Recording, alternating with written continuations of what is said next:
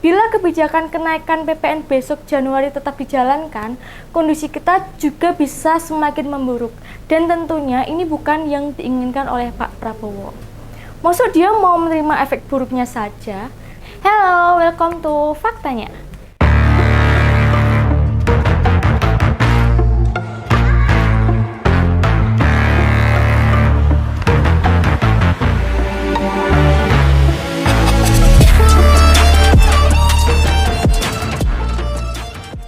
Bulan Oktober nanti, Pak Prabowo Subianto akan dilantik sebagai presiden terpilih. Kebahagiaan dan kesenangan jelas ada di dalam hati Pak Prabowo yang setelah 4 kali berturut-turut ikut dalam Pilpres dan akhirnya bisa menang juga.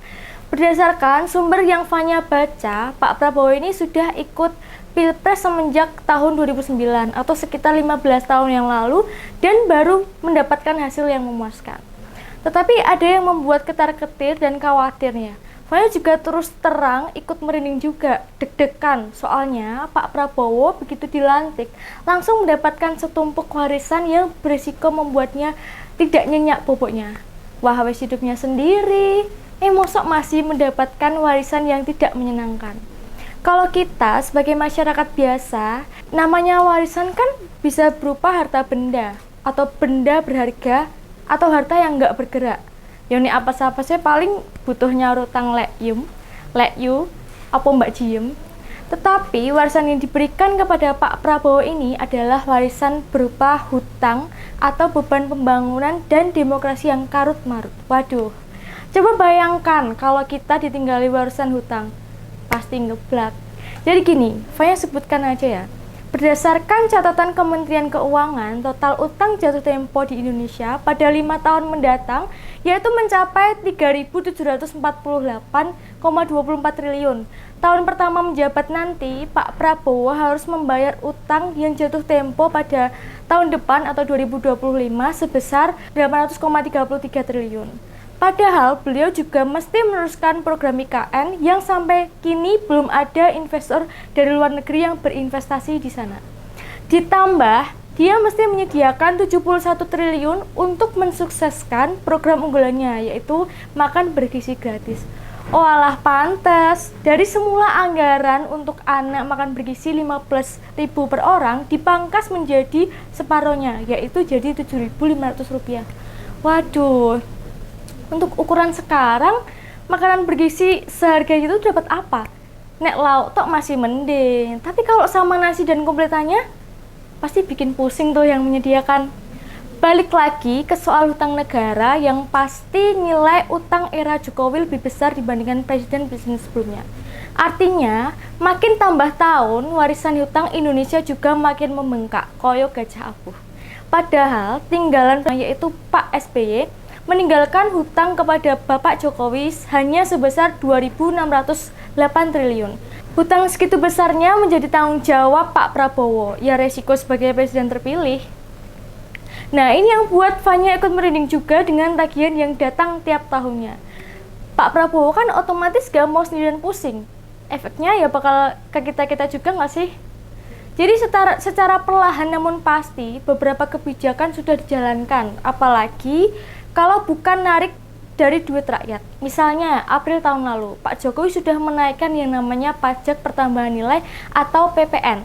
Naik dari nilai 10 menjadi 11%. Januari besok akan naik lagi menjadi 12%. Sobat Fanya pasti tahu, jika pajak dinaikkan, maka harga barang juga menjadi lebih mahal. Pantes efeknya sampai sekarang kerasa kan? Cek saja berbagai putaran ekonomi terlihat pasar berkurang pembelinya, jualan sepi, mall yang ramai tapi masih cuma banyak yang nunut ngadem. Itu wes mekanisme secara normal. Tapi masalahnya, bila kebijakan kenaikan PPN besok Januari tetap dijalankan, kondisi kita juga bisa semakin memburuk. Dan tentunya ini bukan yang diinginkan oleh Pak Prabowo. Maksud dia mau menerima efek buruknya saja? Kabarnya besok tanggal 17-an pembelian BBM subsidi juga akan dibatasi. Tahun depan UKT kuliah juga akan naik. Wes pokoknya sembarang kalir mundak kabeh. Jika banyak harga yang mundak, yang menurut cuma satu. Opo jan? Katok dhewe. Lah yo no kan Kalau kita jadi kurus karena nahan makan, juga akan mengakibatkan ukuran celana kita yang tidak pas lagi untuk kita pakai. Besarnya hutang pemerintahan era Jokowi karena pemerintahan ini cenderung membangun tanpa kendali dan pembangunan yang dilakukan secara tergesa-gesa tanpa pertimbangan yang masak. Contohnya nih dua program kereta cepat dan pembangunan IKN. Dulu sesumbarnya nggak pakai dana APBN. Tapi tiba gilirannya semua zonk dan akhirnya memakai dana APBN itu juga. Sebenarnya pembayaran utang bisa dipenuhi dengan wajar seandainya penegak hukum juga berjalan dengan baik. Mencuatnya berbagai korupsi jumbo dan kerugian ratusan triliun juga mengakibatkan beban dari pemerintahan yang makin besar. Misalnya kasus timah, itu merugikan sekitar 300 triliun untuk negara.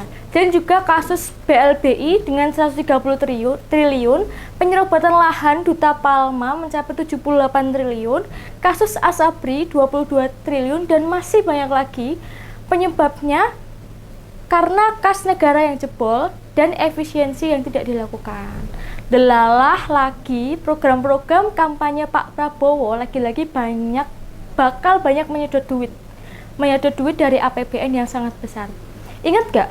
Dulu untuk program makan bergizi awalnya menyedot uang sekitar 450 triliun per tahun. Belum lagi bangunan 100 fakultas kedokteran baru, kemudian target bangunan 3 juta rumah untuk rakyat, dan masih ada janji untuk menaikkan gaji dan yang lainnya. Oh ya, belum lagi rencana peremajaan alutsista pertempuran kita. Itu bakal menyedot beberapa ratus triliun juga. Apa nanti Pak Prabowo juga mau mengabaikan kemampuan negara kita untuk mengembalikan utang? Atau IKN yang mau ditunda, Pak?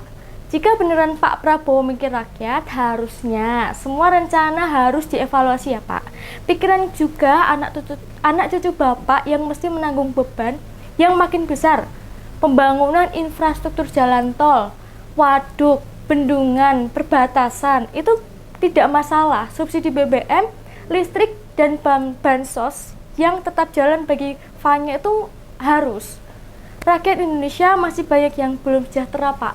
Mau gimana lagi? Semoga Pak Prabowo selalu sehat dan tabah ya, Pak. Yang jelas, kami rakyat kecil berharap untuk membayar hutang yang tahun besok itu jatuh temponya yang tidak dibebankan kepada kami dengan menaikkan pendapatan negara dari sumber pajak rakyat. Menaikkan sumber pajak rakyat itu sangat tidak bijak menurut kami. Sejahterakan dulu rakyatnya, baru menaikkan pajak. Bagi Fanya sih it's okay. Jadi gitu ya Sobat Fanya, ini bikin pusing ya jadinya. Kita semua disuruh menanggung akibat perilaku pemimpin yang semaunya sendiri. Sampai jumpa di episode selanjutnya. Dadah!